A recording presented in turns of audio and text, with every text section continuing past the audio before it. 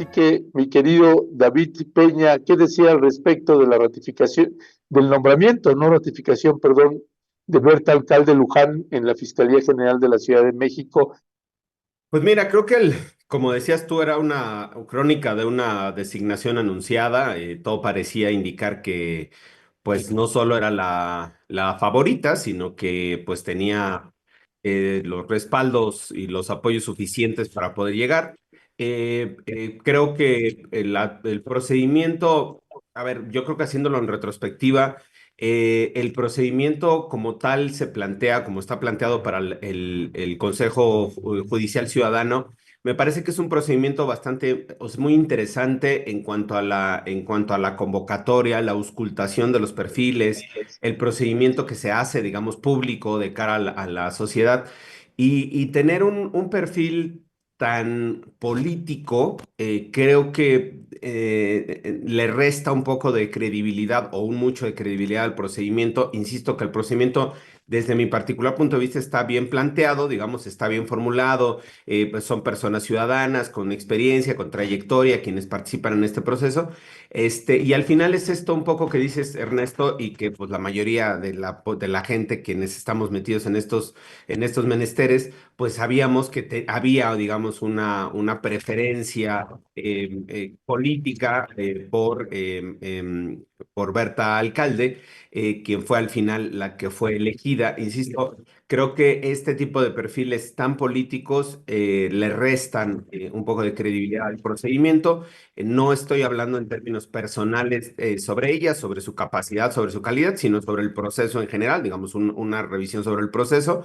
Insisto, creo que la forma en la que fue presentado o ha sido presentado el Consejo Judicial Ciudadano, y en la ocasión anterior, cuando la propuesta era Ernestina Godoy, creo que fue muy parecido el procedimiento. Insisto, este tipo de mecanismos ciudadanos, este tipo de mecanismos de transparencia, de participación, de opiniones, incluso se abre opiniones de la población. Creo que tendría que revisarse, insisto, no porque esté mal, sino porque este otro tipo de perfiles, insisto, que son mucho más políticos, que tienen mucho más respaldos políticos, pues le restan un poco de credibilidad al procedimiento al final ciudadano, que era lo que buscamos, ¿no? Un procedimiento ciudadanizado, que fuera gente de la ciudadanía, especialistas, abogadas, abogados, defensores de derechos humanos, litigantes, quienes pudieran participar en este proceso y hacer este proceso o este mecanismo de auscultación y de definición. Sabíamos, con eso termino, que al final quienes estuvieran en la terna pues se iban a enfrentar a Berta Alcalde como la favorita, por así decirlo, ¿no? Porque además, pues sabemos que tiene pues buenas referencias, digamos, en términos de las preferencias políticas de la mayoría de Morena. Entonces, creo que es esto, ¿no? Nada más cerrar, ya se presumía que podría ser ella, se cumplió con el proceso, dice Ernesto, de trámite, ¿no? Y bueno, pues ahora lo que estamos esperando es que se vote su propuesta en el Pleno del Congreso de la Ciudad de México. Se dará hoy la propuesta en el Pleno. Si es aprobada por la mayoría de las dos terceras partes, que tiene mayoría Morena y sus aliados en el Congreso, pues hoy mismo tomará protesta para iniciar en el mes de enero. No sé si creo que es el 10 de enero, creo que es a partir del 10 o 12 de enero, que tomará ya el cargo formalmente, ¿no? Entonces, pues sí, esperar a que se concluya este proceso, el trámite, el día de hoy en el Pleno del Congreso.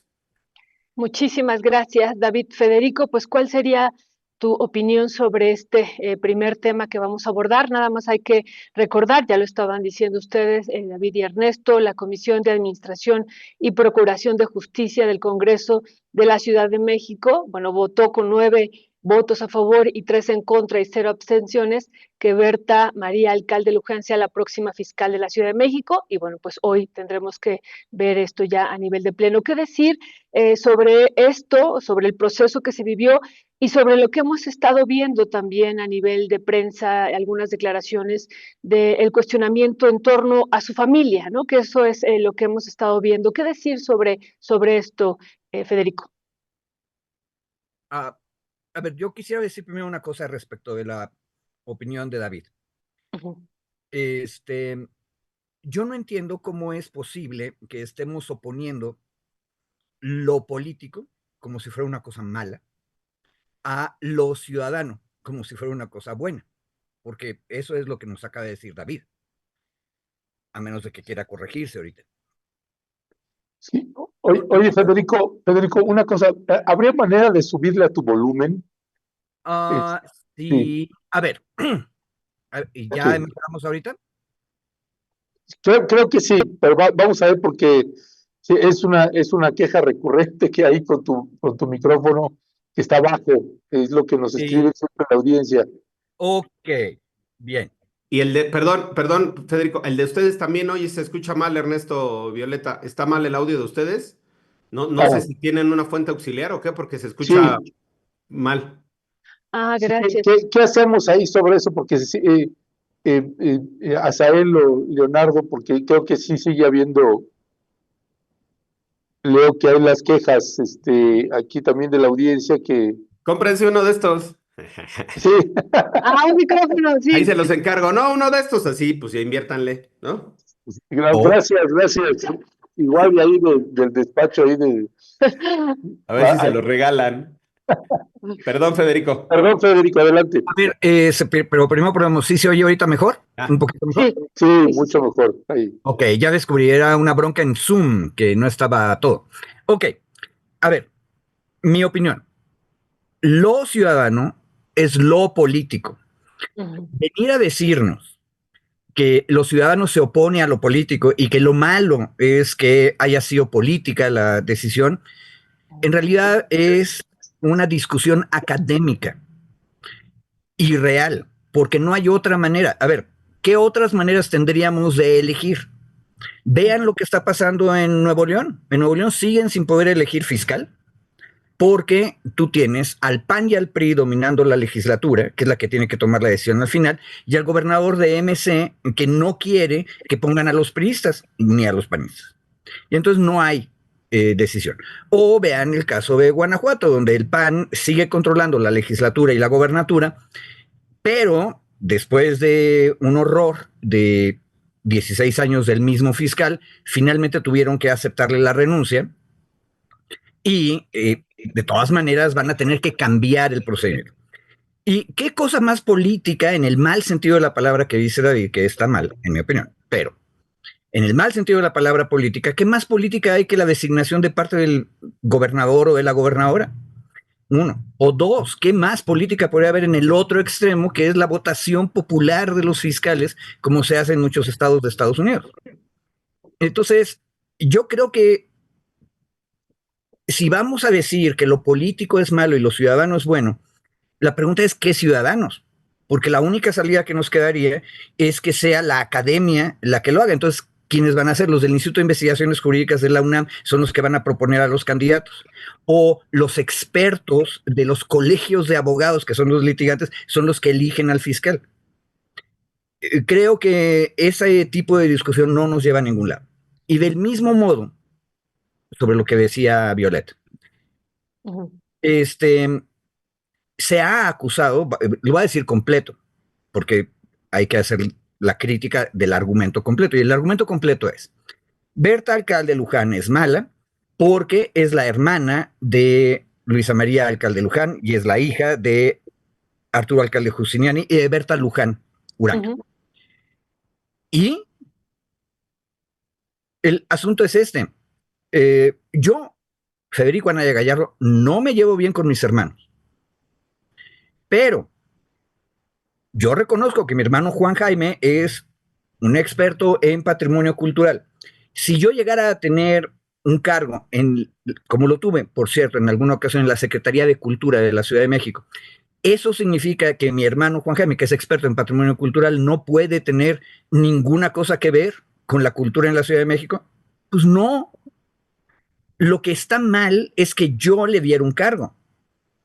Y en este caso, no es ni Arturo Alcalde, ni Berta Luján Uranga, ni la hermana de Berta quien está dándole el cargo.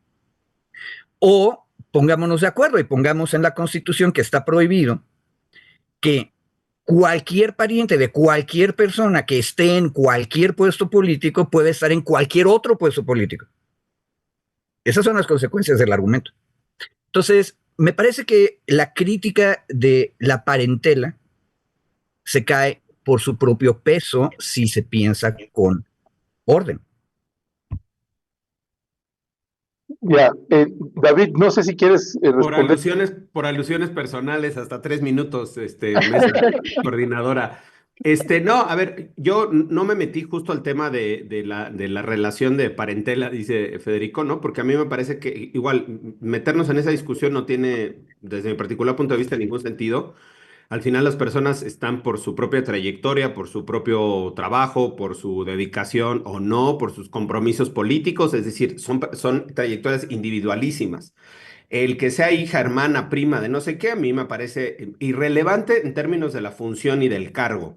Sí tiene una relevancia en términos políticos. Por eso yo hacía esta diferenciación al inicio, en mi primera participación, sobre el procedimiento como tal, no sobre ella como persona, como Luján, alcalde Luján, sino sobre el procedimiento. Y yo sigo sosteniendo, no porque sea esta visión dicotómica que dice Federico de ciudadano es bueno, político es malo, no, lo que yo decía es que desde mi particular punto de vista, y lo sigo sosteniendo, se deslegitima, se le descafeína al procedimiento que podría ser un procedimiento ciudadanizado, por decir así, que está establecido en la Constitución de la Ciudad de México, que así se estableció en el constituyente. Otra vez, no es que yo haya decidido yo que ese sea un procedimiento correcto. Ahí hago una acotación a Federico.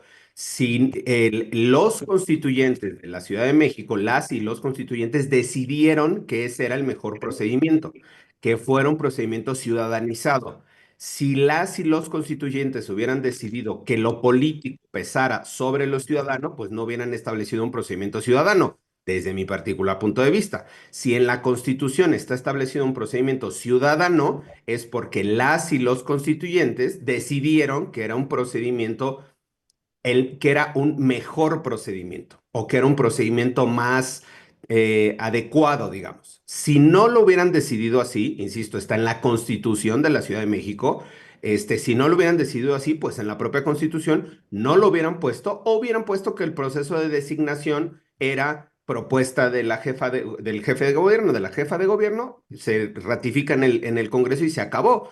No hubieran colocado todo este procedimiento ciudadano. A eso me refiero. Si se colocó como optativo o más bien como preferencia de elección un procedimiento ciudadano, insisto, no lo decidí yo, probablemente a Federico no le guste la ciudadanización del procedimiento y hubiera preferido que fuera solamente político. Él dice que yo hago esta dicotomía. El procedimiento está así.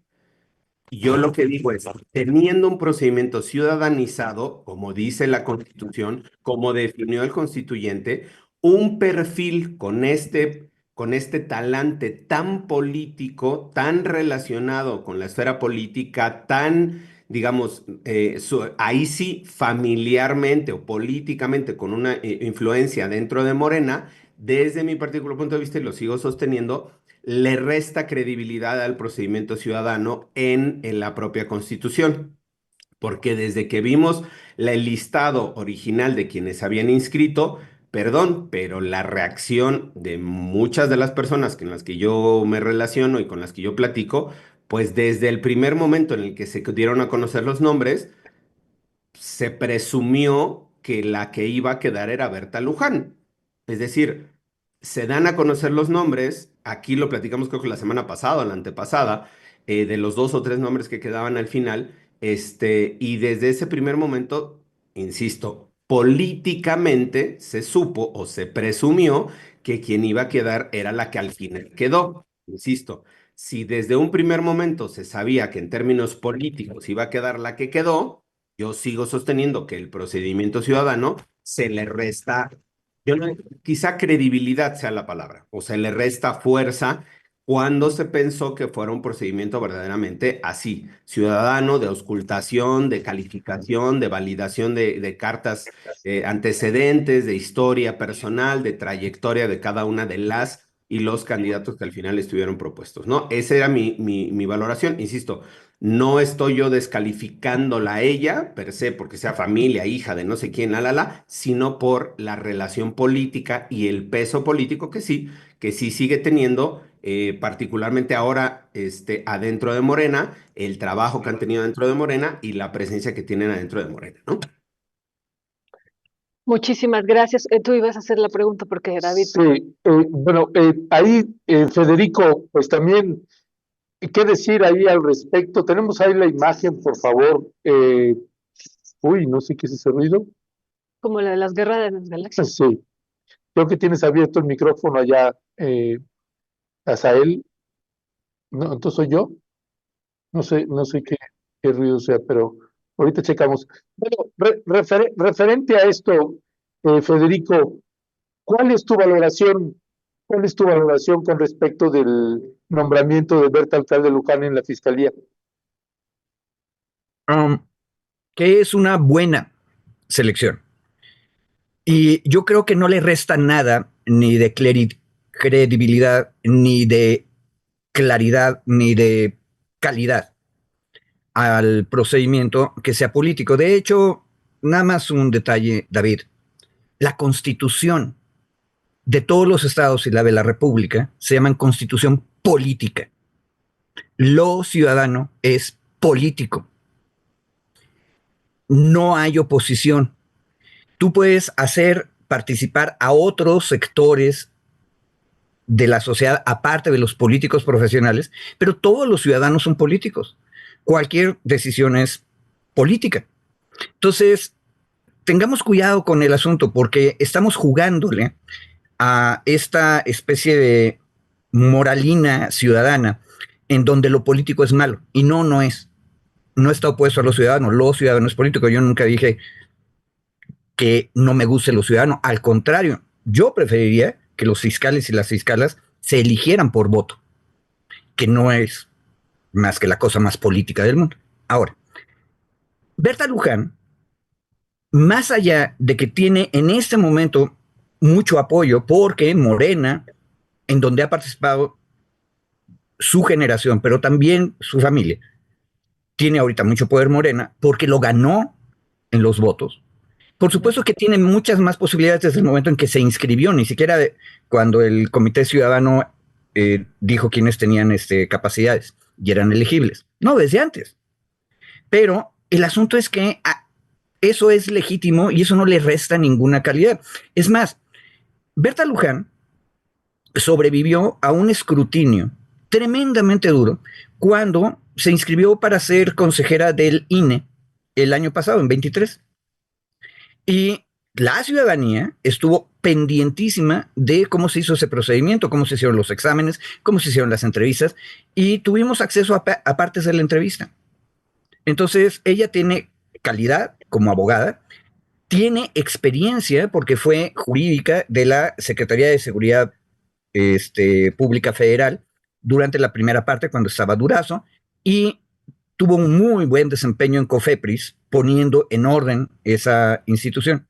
Entonces, si se fijan, estar discutiendo eso de ciudadanía como cosa buena, perfecta, en contra de lo político como cosa mala, horrible, cuando en realidad son lo mismo y las dos cosas son buenas. O estar discutiendo lo de la parentela, que en eso estamos de acuerdo David y yo, de que es una tontería, no viene al caso. Berta tiene las calidades necesarias. Ahora, es muy distinto estar participando en una Secretaría de Seguridad Pública, que es el Poder Ejecutivo, haciendo prevención e inteligencia, y la otra es estar encargada de organizar las acusaciones, que esa es la Fiscalía. Vamos a ver cómo funciona. Y ojo, yo quisiera decir que la Fiscalía de la Ciudad de México es muy buena institución y está bien organizada, pero eso no es cierto. O sea, depende mucho todavía de la calidad personal de la titular, y no solamente de la titular, sino de las personas que queden encargadas de las distintas áreas. Ernestina Godoy fue muy buena fiscala, pero la fiscalía tenía muchísimos defectos, en buena parte porque había una negociación burocrática de esferas de interés burocrático entre distintas partes. Mucho se ha dicho que luego el Tribunal Superior de Justicia de la Ciudad de México trata de influir de quién quede en tal puesto en la Fiscalía, o tienes a la Secretaría de Seguridad de la Ciudad de México también influyendo, y no siempre las burocracias, ahí sí. Fíjate, si quieres decir que hay algo opuesto a la ciudadanía y a lo político, David, eso opuesto sería la burocracia en el sentido de un interés institucionalizado que tiende a ser egoísta. Pero eso hay que discutirlo y habrá que ver a quién se pone. Y un detalle, cuando la jefa de gobierno, Brugada, recibió la terna para transmitirla, que por cierto ahí hay una cosa bien rara, porque la jefatura de gobierno lo único que hace es transmitir la terna. Honestamente, si algún día quieren pulir la Constitución de la Ciudad de México, yo quitaría ese paso. Bueno, yo mandaría a la elección popular, la fiscalía. Pero si no la quieren mandar a la elección popular, pues ¿para qué se la dan a la jefa de gobierno nada más para que la lleve a la asamblea? Es como que un paso inútil. Pero cuando fue la entrega de la terna a la jefa de gobierno, Brugada dijo una cosa bien interesante, que todavía el Comité Ciudadano tenía trabajo. ¿Por qué? Digámoselo a la audiencia. Porque no solo la fiscalía, o sea, la titular de la institución grande, se elige desde el Congreso de la Ciudad de México, también se eligen dos fiscalías. Ahorita no me acuerdo cuál, una es la anticorrupción y la otra La es electoral. La electoral. Exacto. Entonces, esos nombramientos todavía faltan.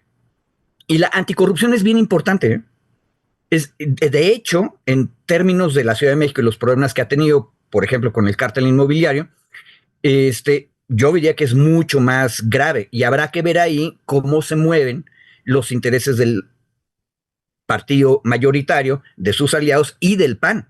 Y ahí, perdón, Federico, nada más el comentario. ¿Se acuerdan que la semana pasada o antepasada les decía aquí que esas dos convocatorias se habían declarado desiertas, casi desiertas? Que por Cierto.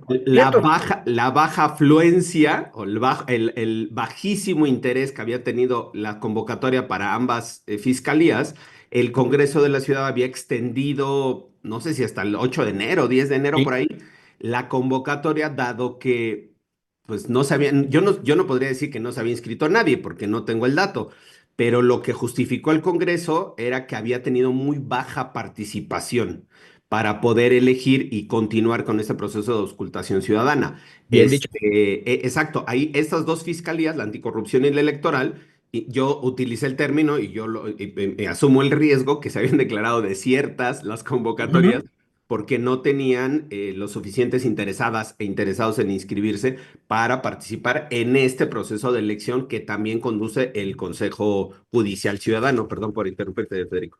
No, ya había terminado y estuvo perfecto. Tienes toda la razón. Ahora, ojo, fíjate las broncas del mecanismo de selección.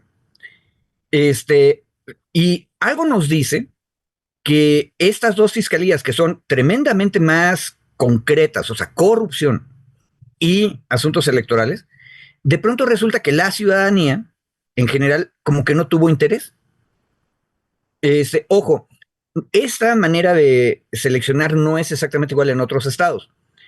Una cosa que es medio de espanto, si mal no me acuerdo, pero que nos ayude la audiencia y lo revisen, en Morelos, las fiscalías estas, de hecho, son nombradas por el fiscal que es electo por el Congreso y luego ratificadas por el Congreso.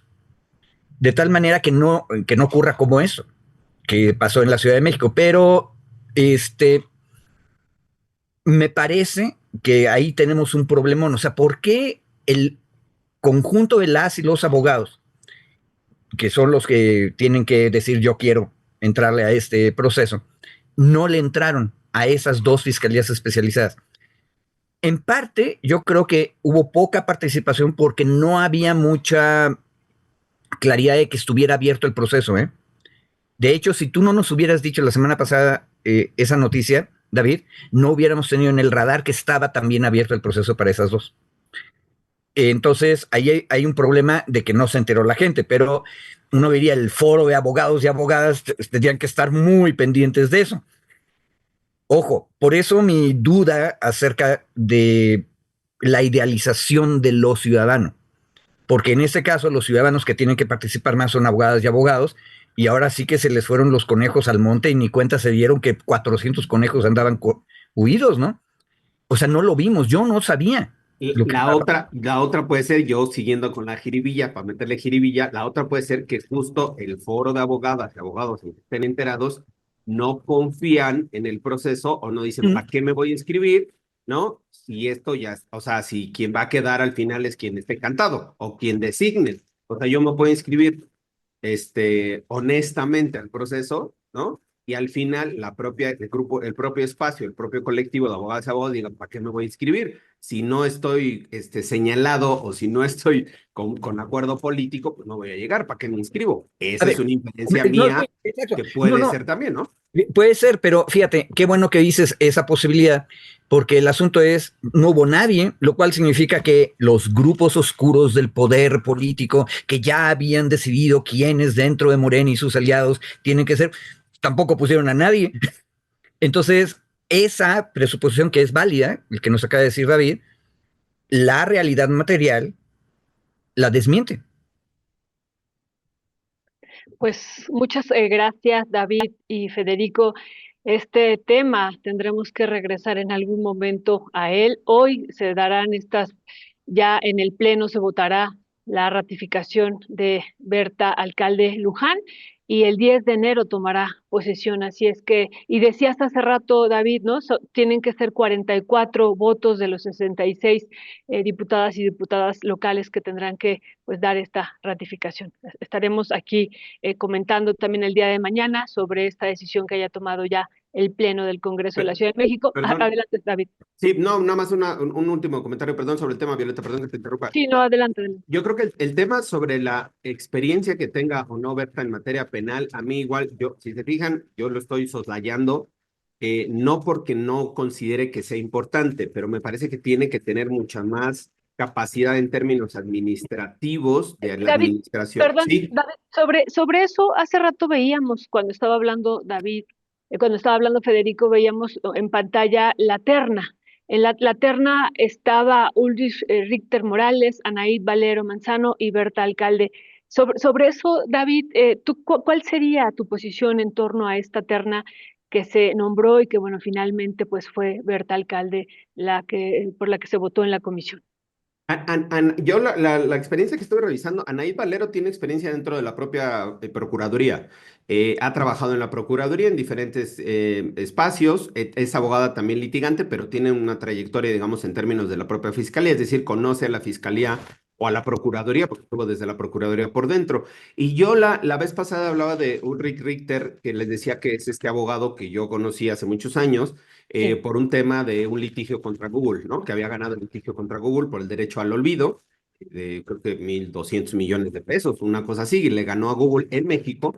Y él es un abogado litigante, sobre todo sí lleva en materia penal o tiene una trayectoria en materia penal, pero también lleva algunos asuntos de corte financiero, fiscal, pero es sobre todo un abogado litigante, es decir, cada uno tiene experiencia distinta. En el caso de Berta, tiene mucho más experiencia en la administración pública, es decir, no conozco una trayectoria en términos de litigante y tampoco tiene una trayectoria en términos de la procuración e impartición de justicia. Ha sido más bien en otros cargos administrativos, jurídicos, sí, pero desde una lógica administrativa. Por eso yo decía aquí, nada más era como comentario, una de las descalificaciones que están haciendo, además del tema de su parentela, de su familia, uno de las descalificaciones o de los cuestionamientos que están haciendo es sobre su experiencia o la falta de experiencia en materia penal.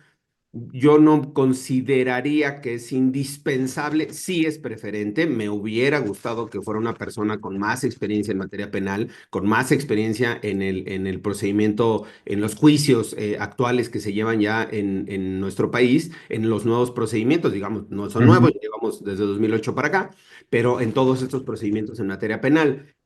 Recordemos, Ernestina Godoy no tenía tampoco experiencia en términos penales. Ella, sobre todo, había trabajado también en términos administrativos, en áreas jurídicas, en diferentes áreas jurídicas, incluso había sido diputada, pero no tenía experiencia en términos de materia penal específicamente. Eso no implicó que no pudiera hacer un esfuerzo, que no pudiera hacer una buena gestión, una buena administración. con sus asegúnes y sus fallas y sus errores, como lo hemos señalado aquí, como ha sido incluso evidente públicamente, pero eso no implicó que no tuviera una buena gestión.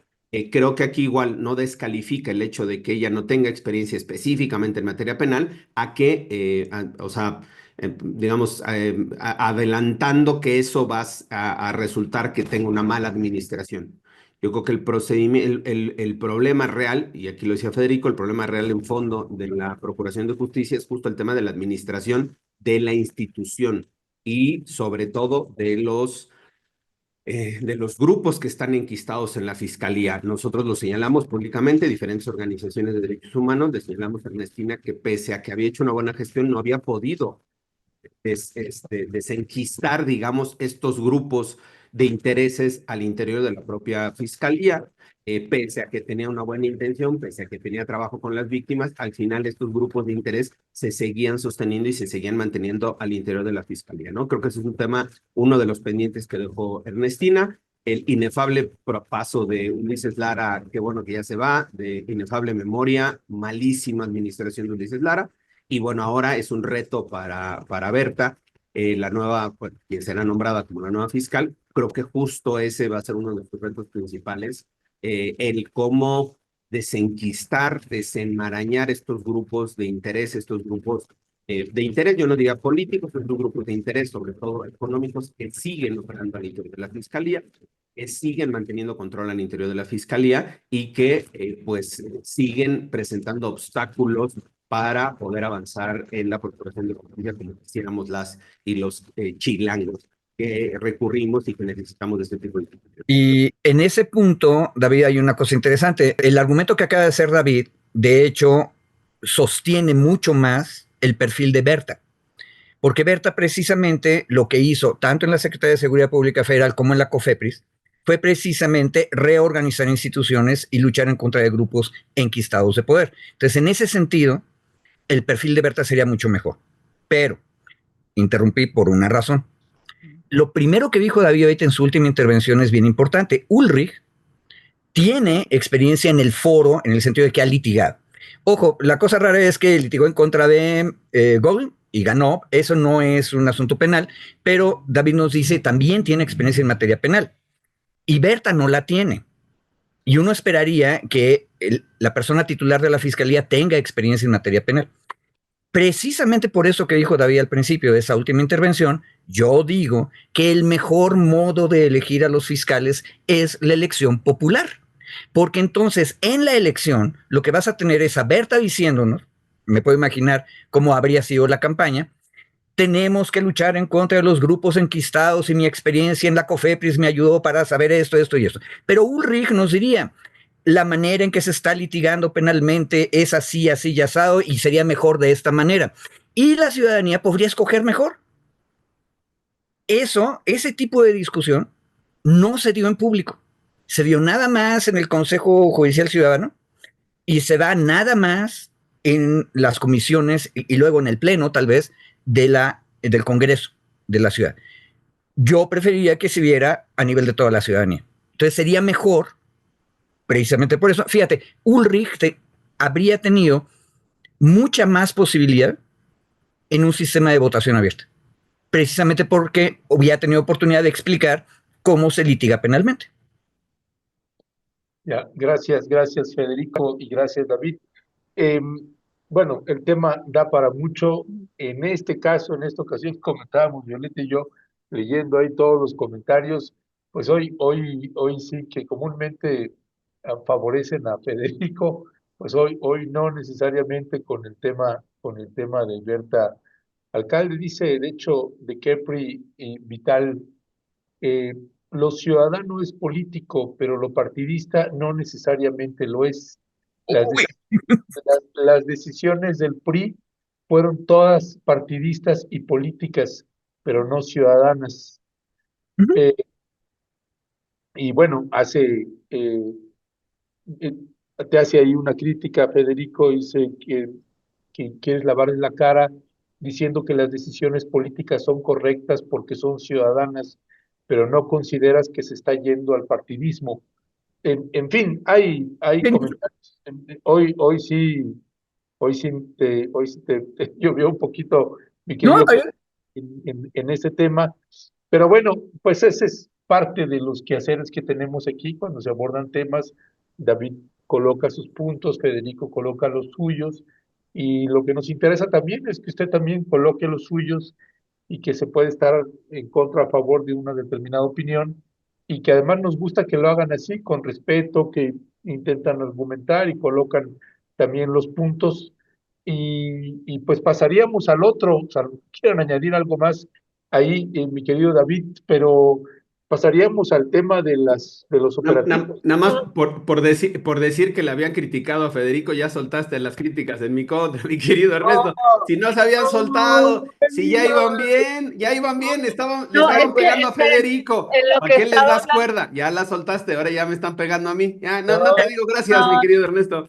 en lo que estaban ustedes hablando, nos estábamos comunicando, les agradecemos a nuestra querida Nora y Claudia, nos van pasando los comentarios, y de repente yo le digo a Ernesto, pero estos son puros comentarios negativos en contra de Federico. Le dije, pásame los que están a favor. No, no hay. Y yo, ¿cómo? no, es que no había. o sea, pero de todas maneras, a mí me gustaron esos comentarios. Que nos gusta Porque, colocar los dos, Sí, sí, sí, sí. no, no, perdón, no, había, no, yo pero está estaba bien. sorprendido de que no había. Y mira A ver, lo que una provoqué, cosa, David. y es relevante, qué bueno que salieron esos comentarios en mi contra, porque ese es un tema. Yo nada más diría una cosa, para que los partidos no se vuelvan los monopolizadores de la política, la solución es más democracia, más elecciones y más designación directa de los votantes, porque los votantes son los que le quitan el poder a los partidos. Ya, bueno, y tienes razón, mi querido David, ahorita leyendo, sí, hice el comentario y ya salieron a defender aquí a... Dice, yo sí apoyo al magistrado Federico. Sí, Estoy de acuerdo con el No me magistrado ayudes, Federico. compadre, no me Justo ayudes. Un lunes pero 23 de yo te quería diciembre, no me Ah, había y yo. dice Gus Pena, dice, yo hice comentario positivo. Sí, sí, sí, entonces No, realmente no me había llovido en mi espantoso, no se mitita escapó y eso. No, pero ya salió Teresa Camas a defenderte también, venga. mi querido, pero bueno, no, y hay luego comentarios de esos de a- Ana María Gallardo y esas expresiones tan vulgares se me hacen de, en fin, que hay un poco de todo. Vamos a pasar ahí al siguiente tema, mi querido David, que tiene que ver con los operativos que está llevando a cabo toda una campaña publicitaria también, y los operativos en materia de seguridad que están implementando en el gobierno de Chiapas, el gobernador Eduardo Ramírez, y el de Comitán, que es uno de los operativos que llamó mucho la atención, aunque no es el único. De hecho, ahorita mientras estamos dialogando, se está hablando que está habiendo otro operativo fuerte en el estado de Chiapas. ¿Qué decía al respecto, David? Yo creo que ahí, digo, no tengo muchos elementos porque no hay mucha información tampoco, digamos, sobre lo que está sucediendo. Entiendo que se había anunciado también otro en frontera como Alapa, no sé si ya se desarrolló o no, estaba uno pendiente. Y creo que el discurso que ha tenido el gobernador de Chiapas, decíamos aquí hace igual 2 o 3 semanas, era primero reconocer que había un problema de seguridad, reconocer que, de inseguridad más bien, o de seguridad, falta de seguridad, reconocer que era el principal problema de Chiapas, me parece que es muy importante también, y reconocer que se tenía que cambiar la estrategia que se traía, si es que se traía, con Rutilio Escandón. Se cambia esta perspectiva, se cambia incluso el discurso, era un discurso mucho más fuerte, digamos, en términos políticos también, y a mí me llamó la atención solo unos fragmentos del discurso del gobernador. Creo que fue el día de ayer o antier, no recuerdo, el tema de lo del día de la policía, o el día del policía, el policía que se recordó en Chiapas, en donde él hacía una suerte de advertencia a la población que a mí me pareció no preocupante, pero me pareció interesante en cuanto al análisis. Él decía que, digo, no es una cita textual, estoy refraseando un poco lo que dijo en su discurso, y él decía que se tenía que recuperar parte del Estado o zonas del Estado que habían quedado bajo el control de algunos grupos delictivos. Insisto, no lo dijo así textual, ¿no? Yo estoy intentando refrasear un poco lo que estuve leyendo en varias notas. Perdón. Y el segundo punto, más allá de que era importante igual reconocer o políticamente reconocer que se había perdido el control de algunas zonas del Estado, insisto que es políticamente importante, el otro que me pareció más delicado para hacer el análisis era cuando él advirtió que vendrían horas difíciles, días difíciles para la ciudadanía, para la población. Eso yo lo interpreté como que estos operativos o la estrategia iba a ser de confrontación a los grupos de delincuencia, es decir, no iba a ser una estrategia disuasiva, preventiva, una estrategia de inteligencia, por así decirlo, sino una estrategia de ataque directo, lo que iba a provocar reacciones violentas por parte de estos grupos y que a su vez habría población afectada o población, pues sí, afectada por los propios operativos y las reacciones violentas de estos grupos. Insisto, es una interpretación mía de lo que el gobernador advirtió, les adelantó a la ciudadanía.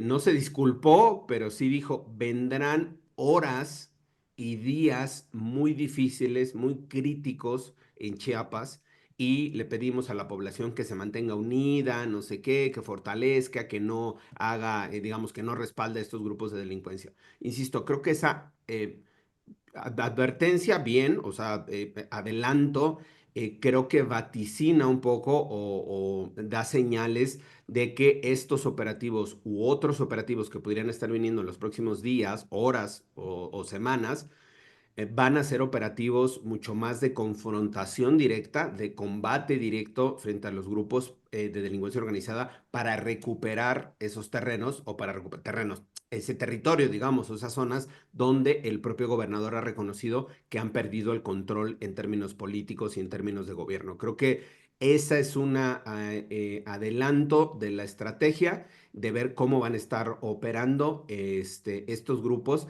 y ahí me saltó, perdón, nada más, no sé si lo tienen en el radar o lo tenemos en el radar, un nuevo operativo que se hizo el sábado, el viernes para sábado, contra un grupo ultra ortodoxo sionista en una zona de Chiapas que se llama Tec-Lajor, un grupo, me saltó a mí la nota, era una nota que había tenido desde 2022-2023 y volvió a aparecer este fin de semana desmantelan una secta ultraortodoxa en una zona de Chiapas, en donde, cerca de Tapachula, porque se presentaron varias denuncias por violencia sexual, abuso sexual en contra de menores, de niñas y niños que estaban dentro de esta secta. Yo no sé si está enmarcado en esta otra, digamos, en esta lógica de recuperar la presencia del Estado o de fortalecer la presencia del Estado en algunas zonas de la entidad donde se había perdido la fuerza o la presencia del Estado, pero me saltó también esto que no está ligado con delincuencia organizada, digamos, no tiene que ver con esos grupos de delincuencia, pero que volvió a salir la nota de este operativo contra este grupo ultra ortodoxo que mantiene prácticamente, yo no diré en cautiverio, pero sí bajo una lógica de control incluso de movilidad a sus integrantes. Es una secta que ha sido señalada en diferentes momentos, incluso perseguida en Guatemala. Se instaló en Guatemala hace muchos años, después de ser perseguida en Canadá, y después se trasladó a México, a la zona de Chiapas, para instalar estos, digamos, campamentos, por así decirlos, ultraortodoxos, insisto, donde se están presentando denuncias por violencia sexual y abuso sexual infantil. Me saltó, insisto, es un operativo que no lo traía yo en el radar, no es en la lógica de delincuencia organizada, pero al final es un operativo que se desarrolló con las fuerzas estatales de Chiapas en estos días. Creo que fue el jueves o el viernes que estuve revisando las notas el día de ayer justo para documentarme un poco de qué consistían estos operativos. Más allá de estos que decías, Ernesto, me saltó este otro operativo, insisto, que no está relacionado con delincuencia organizada, pero que era un tema también interesante de cómo se estaba desarrollando ahora esta política de recuperar la presencia del Estado, la presencia de la fuerza estatal en diferentes zonas de la entidad. Muchas gracias, David.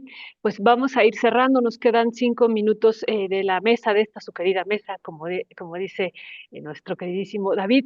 Federico, dos cuestiones. Bueno, lo primero que tú estabas comentando, Ernesto Eduardo Ramírez informa en sus redes que dice, me informan por parte del Gabinete de Seguridad Estatal que se está llevando a cabo un operativo donde hasta el momento hay 9 policías municipales y 2 policías de investigación estatal detenidos presuntamente por el delito de desaparición forzada. El operativo sigue su curso. En unos momentos más, la Fiscalía y la Secretaría de Seguridad del Pueblo estarán informando todos los detalles. Eso lo ha publicado hace una hora, nada más para comentarles a Pero, ustedes. ¿en qué municipio? Sí, no dice que en una hora se estará dando la información. Pero justo yo quería regresar a esto de fuerza de reacción inmediata PACAL, que ya lo habíamos discutido aquí, y que, bueno, el gobierno de Eduardo Ramírez pretende en 100 días dar resultados y en 6 meses ha señalado que de los primeros 6 meses va a bajar la percepción ciudadana de inseguridad y bueno, y se ha desplegado este grupo de élite, Fuerza de Reacción Inmediata PACAL. Y una cuestión que yo me preguntaba, Federico, es ¿por qué inicia, o uno de los puntos principales es de inicio, es Comitán? ¿Por qué Comitán? Es un territorio mestizo, pero también de donde hay una fuerte presencia del pueblo de Tojolabal. Y yo me preguntaba por qué ahí. Y lo otro, Federico, pues es que estamos viendo una amplia detención de policías municipales. O sea que esta es parte también de la estrategia que se está llevando a cabo. Daban el dato de que 92 policías municipales de Comitán fueron detenidos o bueno, estaban en este proceso de cuando se inició el operativo. ¿Qué decir sobre esto, Federico? ¿Cuál sería tu primer comentario de este territorio y de este operativo de reacción inmediata? Ok, caigo en la tentación de que sea el primer comentario, pero no nos queda mucho tiempo. No, no, no. Exacto. Entonces, a ver, mi comentario sobre eso es, en realidad, contrario a lo que nos comentaba David. Yo creo que aquí no tenemos una estrategia muy grande. Por cierto, lo de Teblajor, ahorita revisando, hizo crisis a finales del año 2022 y era una investigación de la Fiscalía General de la República que tenía que ver con este grupo ultraortodoxo judío en varios países. Entonces había una investigación internacional, la BBC le estuvo cubriendo. Entonces ahí no creo que podamos decir tenemos una labor de inteligencia de parte de Chiapas. Más bien hay una política de decir estoy haciendo cosas en todos lados. Uno. Dos, la semana pasada yo dije que 400 personas en una fuerza de reacción inmediata no son nada. O sea, Chiapas es una entidad federativa en donde la población está muy dispersa y donde el territorio está ahora sí que en muchas comunidades. O sea, solamente en Panteló, que es un municipio chiquito en Los Altos, tiene 75 comunidades. Entonces, no alcanza. O sea, si mandas 80 Sí. gentes a un soldado por cada comunidad, entonces el control de territorio no puede hacerse por la vía policial.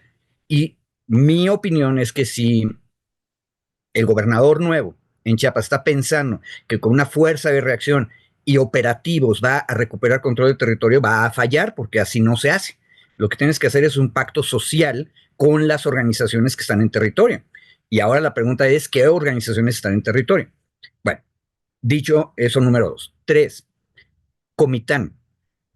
El operativo en el que terminaron detenidos 92 policías municipales de Comitán no estaba diseñado para atacar a los policías municipales.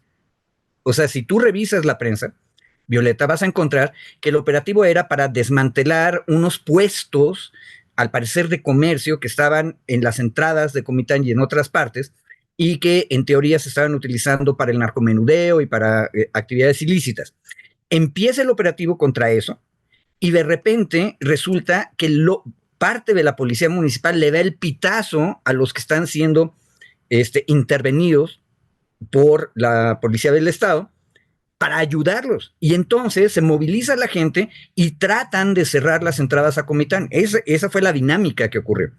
Y entonces, ¿qué hizo la policía del estado? Se va al C5, o sea, al centro de comando más grande de la ciudad de Comitán, y toma el control del asunto, y el operativo que era en contra de estos puestos y de supuestamente delincuencia organizada local, termina siendo un operativo en contra de la policía municipal. Bueno, es decir, no estaba planeado así.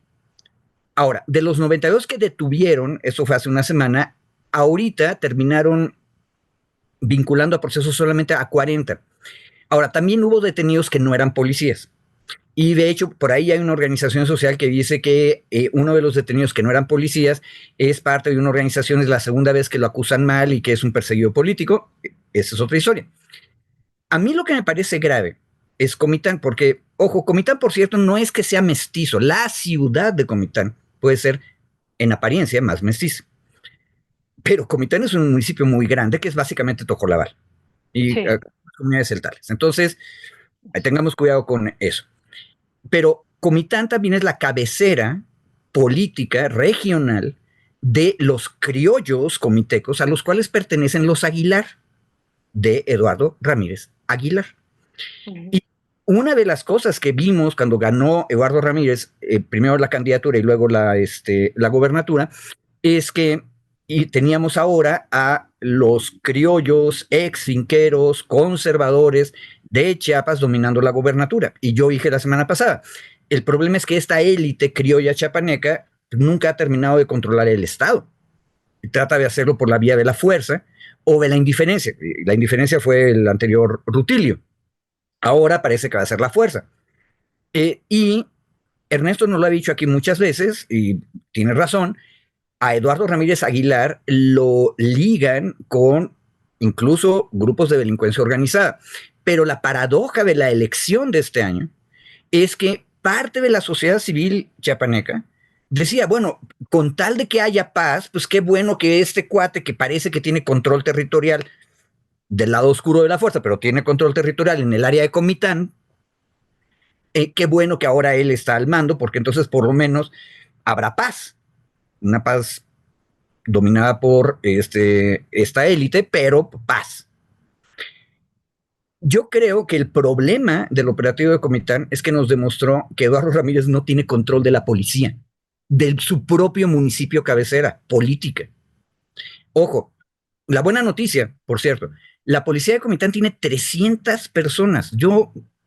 En mi opinión, eso es una policía muy grande. Hay municipios de la República donde hay 2 policías municipales.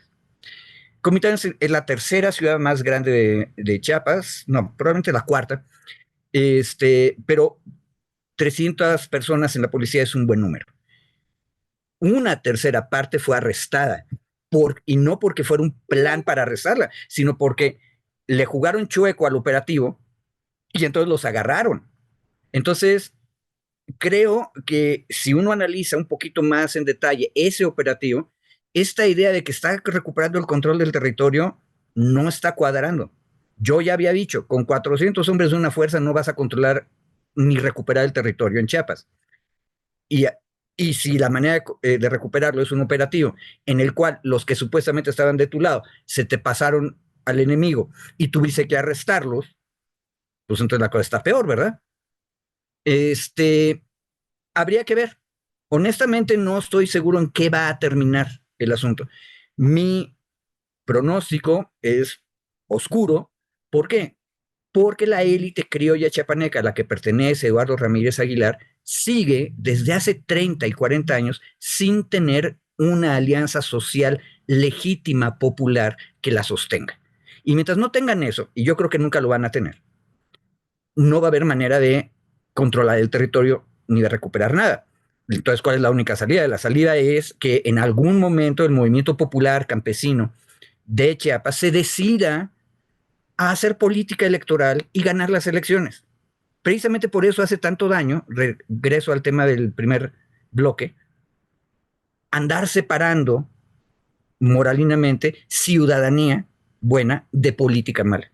Si la ciudadanía no se mete a hacer política desde abajo y a participar en las elecciones, porque ese es el modo, no vamos a salir de Perico Perro. Y en Chiapas hay una crisis, qué bueno que la reconocieron, pero yo creo que no van a terminar de resolverla, por lo que acabo de decir.